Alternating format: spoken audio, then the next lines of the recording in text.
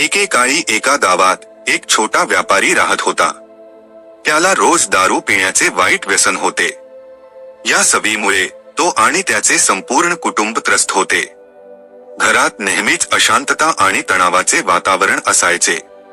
अनेकदा दारू प्यायल्यानंतर तो व्यापारी गावातील लोकांशी भांडायचा आणि त्यांना शिवीगाळ करायचा. या वागण्यामुळे त्याचा व्यवसाय कमी होत होता. व्यापाऱ्याच्या लक्षात आले होते की या वाईट सवयीमुळे त्याच्या कुटुंबाला त्रास होत आहे, त्याची प्रतिष्ठा डागाळत आहे आणि त्याचा व्यवसाय दिवसेंदिवस कमी होत चालला आहे. व्यापाऱ्याने ही वाईट सवय सोडण्याचा अनेकदा प्रयत्न केला होता, पण प्रत्येक वेळी तेच घडले. तेव्हापासून जेव्हा कोणी त्याला ही वाईट सवय सोडायला सांगायचे, तेव्हा तो मोठ्याने उत्तर द्यायचा, मला ही सवय लागलेली नाही, उलट सवयीनेच मला पकडले आहे. व्यापाऱ्याच्या या सवयीमुळे त्याची पत्नी सर्वात जास्त त्रस्त होती. दिवसेंदिवस खालावत चाललेल्या त्याच्या प्रकृतीबद्दल तिला काळजी वाटत होती.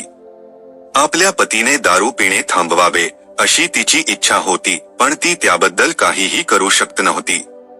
मग एके दिवशी तिला गावात बौद्ध भिक्षू आल्याची बातमी आली. तो एक अतिशय ज्ञानी भिक्खू होता आणि लोकांच्या समस्या सोडवण्यासाठी प्रसिद्ध झाला होता. व्यापाऱ्याची पत्नी त्याला बौद्ध भिक्षू राहत असलेल्या ठिकाणी घेऊन गेली. बौद्ध भिक्षूने त्यांना त्यांची समस्या सांगायला सांगितले. त्या जोडप्याने त्यांना संपूर्ण कहाणी सांगितली. बौद्ध भिक्षूने त्यांच्या समस्या लक्षपूर्वक ऐकल्या आणि म्हणाले, तुम्ही दोघे आता जा आणि उद्या सकाळी परत या. दुसऱ्या दिवशी सकाळी ते जोडपे भिक्षू राहत असलेल्या ठिकाणी पोहोचले आणि त्यांनी पाहिले की भिक्षू एक मोठे झाड धरून उभे आहे. व्यापाऱ्याने विचारले, भंते, तुम्ही काय करत आहात? तुम्ही हे झाड का धरले आहे? तो म्हणाला, आता जा आणि उद्या सकाळी परत या, मी तुम्हाला तुमच्या समस्येवर उपाय सांगेन. दुसऱ्या दिवशी सकाळी जेव्हा ते भिक्षूकडे परत आले, तेव्हा त्यांनी पाहिले की भिक्षू पुन्हा तेच झाड धरून उभे आहे. त्यांना त्यांच्या समस्येचे कारण जाणून घ्यायचे होते, पण भिक्षूने त्यांना उद्या परत यायला सांगितले. पुढील आठवडाभर हीच प्रक्रिया सुरू राहिली. ते दोघे रोज सकाळी येत असायचे, पण नंतर त्या भिक्षूने त्यांना दुसऱ्या दिवशी परत यायला सांगितले. आठवडाभर रोज येऊन येऊन तो व्यापारी थोडा नाराज झाला आणि त्याने विचारले, भंते, तुम्ही काय करत आहात? तुम्ही हे झाड का सोडून जात नाही? भिक्षू म्हणाला, मी काय करू? मी नाराज आहे. मला हे झाड सोडून जायचे आहे, पण ते मला सोडत नाही, त्याने मला पकडून ठेवले आहे.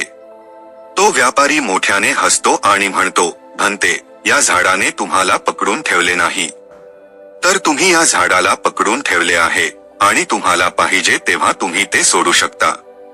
बौद्ध भिक्षू थोडे गंभीर झाले आणि म्हणाले, मित्रा, गेल्या आठवड्याभरापासून मी तुला हेच समजावून सांगण्याचा प्रयत्न करत आहे की तू दारू पिण्याच्या सवयीला धरून ठेवले आहेस, त्या सवयीने तुला पकडून ठेवलेले नाही आणि तुला पाहिजे तेव्हा तू ती सवय सोडू शकतोस. भिक्षूंचे म्हणणे ऐकल्यावर त्या व्यापाऱ्याला आपली चूक लक्षात आली आणि त्याला समजले की त्याच्या सर्व वाईट सवयींसाठी तो स्वतःच जबाबदार आहे, त्यानेच त्या सवयी स्वतःमध्ये धरून ठेवल्या आहेत. आपल्या प्रबळ इच्छाशक्तीने त्याला पाहिजे तेव्हा तो त्या सवयींपासून मुक्त होऊ शकतो. मित्रांनो, निसर्गाचा एक अगदी साधा नियम आहे, त्याला रिकामेपणा आवडत नाही. जर रिकामी जागा असेल तर तो ती हवेने भरण्याचा प्रयत्न करतो, जर रिकामी जागा असेल तर तो ती कचाने भरेल. जर आपण रिकामे बसलो तर तो आपले मन निरुपयोगी विचारांनी भरेल. म्हणून आपण निसर्गाच्या नियमाविरुद्ध जाऊन स्वतःला सवयींपासून कधीही मुक्त करू शकत नाही. याचा अर्थ असा नाही की आपल्याला सवयीच राहणार नाहीत, पण आपण त्यांपासून मुक्त होऊ. वास्तविक पाहता आपण सवयी कधीही सोडू शकत नाही. जर कोणी म्हटले की त्यांनी एखादी सवय सोडली आहे, तर याचा अर्थ त्यांनी ती सवय जबरदस्तीने दाबून टाकलेली असते. काही दिवसांनी ते पुन्हा त्या सवयीच्या आहारी जातात. बहुतेक लोकांच्या बाबतीत जसे घडते ते पुन्हा त्यांच्या जुन्या सवयींच्या आहारी जातात. असे घडते कारण त्यांनी सवयी चुकीच्या पद्धतीने समजून घेतलेल्या असतात. वास्तविक पाहता आपल्या सवयी या मनाच्या गोष्टी आहेत, त्यामुळे सवयी सोडता येत नाहीत. त्या फक्त बदलल्या जाऊ शकतात. उशिरा उठण्याच्या सवयीऐवजी लवकर उठण्याची सवय लावता येते. जंक फूड खाण्याच्या सवयीऐवजी आरोग्यदायी अन्न खाण्याची सवय लावता येते.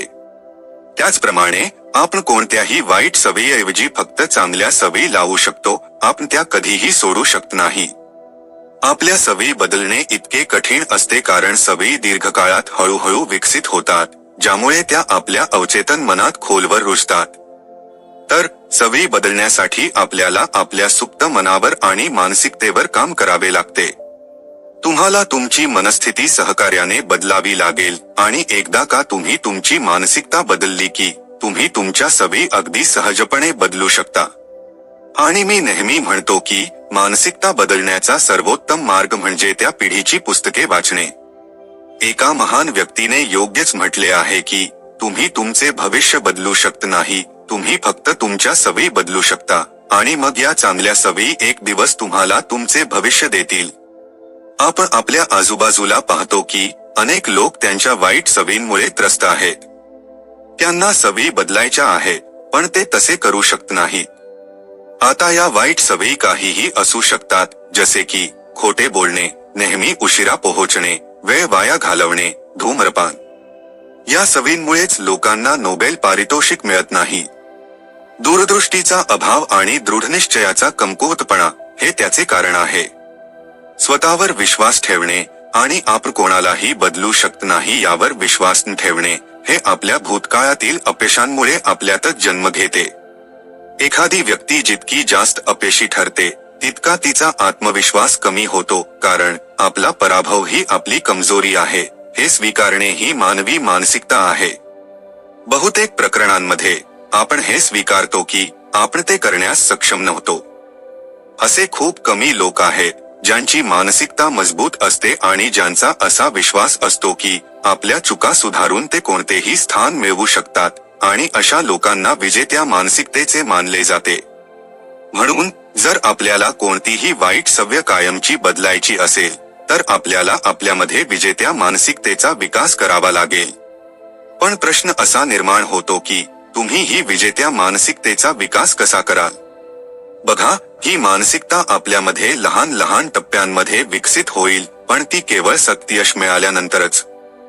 ही एका यशस्वी व्यक्तीची विचारसरणी असते आणि ही विचारसरणी केवळ सातत्याने छोटे छोटे विजय मिळवूनच स्वतःमध्ये विकसित करता येते. समजा तुम्हाला उशिरा उठण्याची सवय बदलून लवकर उठण्याची सवय लावायची आहे. इथे विजेत्याची मानसिकता कशी काम करते ते पहा. समजा तुम्ही दररोज सकाळी 9 वाजता उठता, पण तुम्हाला ताजेतवाने होऊन उठण्याची सवय लावायची आहे, म्हणजेच आता दुसऱ्या दिवशी फक्त 10 मिनिटे लवकर उठण्याचा प्रयत्न करा. तुमचा अलार्म 8:50 वाजता लावा. हे अवघड असणार नाही, कारण हा एक छोटासा बदल आहे. जेव्हा तुम्ही दुसऱ्या दिवशी 10 मिनिटे लवकर उठाल तेव्हा तुम्हाला विजेत्यासारखे वाटेल आणि दुसऱ्या दिवसाचे ध्येय गाठण्यासाठी तुमचा निर्धार अधिक दृढ होईल. त्याचप्रमाणे जेव्हा तुम्ही दुसऱ्या दिवशी 20 मिनिटे लवकर उठाल तेव्हा तुमचा स्वतःवरील आत्मविश्वास अधिक दृढ होईल. जर तुम्ही पुढचे 3 दिवस फक्त 10 मिनिटे लवकर उठण्याची सवय कायम ठेवली आणि तुमचे अंतिम ध्येय गाठले तर या विजयाचा तुमच्या मानसिकतेवर खोलवर परिणाम होईल. चला आता विजेत्याची मानसिकता विकसित करूया. मग तुम्ही ही चांगली सवय सहज बदलणार की नाही, कारण तुम्ही ती हळूहळू विकसित केली आहे, अचानक नाही. समजा तुम्ही सकाळी 9 ऐवजी पहाटे 5 वाजता उठायचे अचानक ठरवले, तर असे होऊ शकते की तुम्ही 1-2 दिवस पहाटे 5 वाजता उठाल, पण याची दाट शक्यता आहे की काही दिवसांनी तुम्ही पुन्हा तुमच्या जुन्या सवयीकडे परत जाल, कारण इथे तुम्ही अचानक एक मोठा बदल केला आहे आणि आपले मन कोणताही मोठा बदल सहजपणे स्वीकारत नाही. म्हणून जर तुम्हाला स्वतःमध्ये विजेत्याची मानसिकता विकसित करायची असेल तर तुम्हाला सत्यश मिळवावे लागेल, जरी ते छोटे असले तरी, जेणेकरून विजयी विचार तुमच्यामध्ये रुजेल आणि तुमच्या चेहऱ्यावर येणाऱ्या हास्यात पक्का बसेल, आणि मग हा यशस्वी आणि दृढनिश्चयी विचार तुम्हाला तुमच्या कोणत्याही वाईट सवयी बदलण्यास मदत करेल.